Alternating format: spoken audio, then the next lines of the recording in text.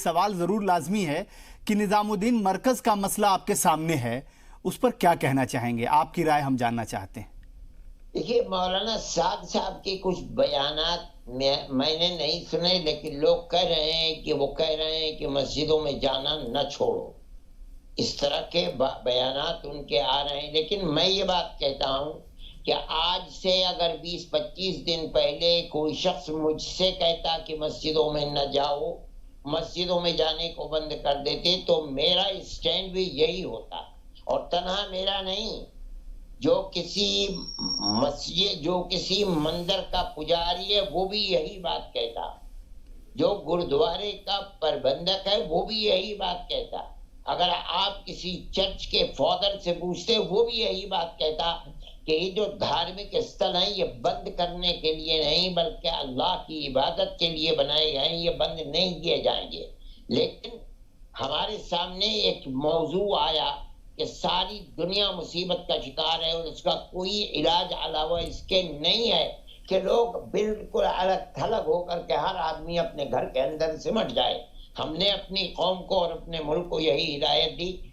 मौलाना साद साहब ने पहले वही बात कही थी जिसको आज मीडिया उछाल रही है।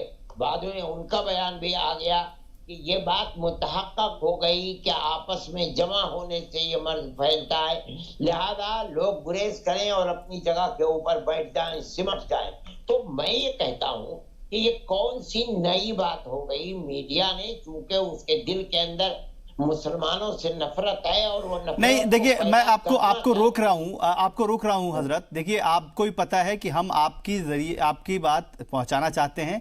आप, क्योंकि हम लोग को मालूम है कि आप किसी भी एक तबके की बात नहीं करते हमेशा, क्योंकि अभी जितने भी मसले आए उसमें आपने हमेशा बढ़ चढ़ कर हिस्सा लिया। आपको जहां जाने की जरूरत पड़ी वहां आप गए, वहां मिले और वहां तमाम तरह की आपने वो बातें की जो हमारी गंगा जमुनी तहजीब को कायम रखती है। एक सवाल आपसे लाजमी है कि आप ये बताइए हजरत की आप भी क्या हमारे जी सलाम के जरिए उन तमाम लोगों को ये मैसेज कहना चाहेंगे जो लोग अपने अपने घरों पर हैं, जो जमात से निकले, जो अपने अपने घरों पर हैं, उनको बाहर आना चाहिए, उनको मेडिकल ट्रीटमेंट करना चाहिए, क्योंकि ये ऐसी वबा है जिसका इलाज भी है। जिसका इलाज सबसे बड़ी ये है कि आप अपने आप को क्वारंटाइन कर लीजिए, आप अपने आप को सबसे दूर रख लीजिए। और आपने खुद भी कहा कि तनहा रहना सबसे जरूरी है इस मर्ज के दवा के तौर पे। तो क्या आप कहना चाहेंगे उन लोगों को जो लोग मरकज से बाहर निकले, उनको आना चाहिए? मेरी बात आपने काट दी, एक दूसरा मौजू है। मैं ये कह रहा हूं कि मीडिया जिस तरीके से उनकी बात को उछाल करके पेश कर रहा है, ये गलत है मीडिया का काम।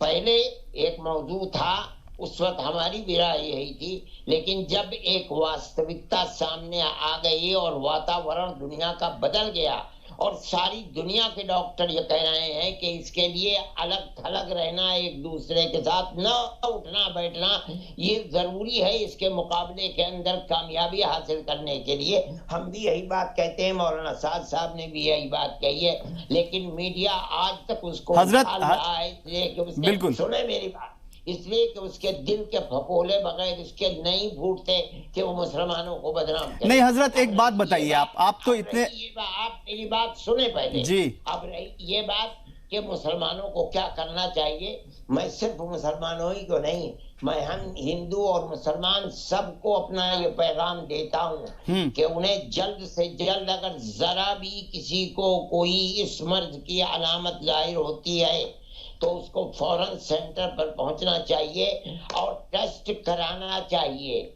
और अपने आप को दूसरों से अलग रहना चाहिए। खुदा करे उसकी रिपोर्ट सही हो, और अगर जरा भी उसके अंदर कोई शुबा है तो फिर गवर्नमेंट की हिदायत पर अमल करते हुए उन सेंटरों के अंदर 14 दिन या जब तक इलाज होता रहे वहां अपने आप को महसूर और बंद कर देना चाहिए, ताकि किसी तरह हम इस मुसीबत के फैलाव से अपने मुल्क को, अपनी कम्युनिटी को, अपने आप को, अपने खानदान को महफूज कर सकें।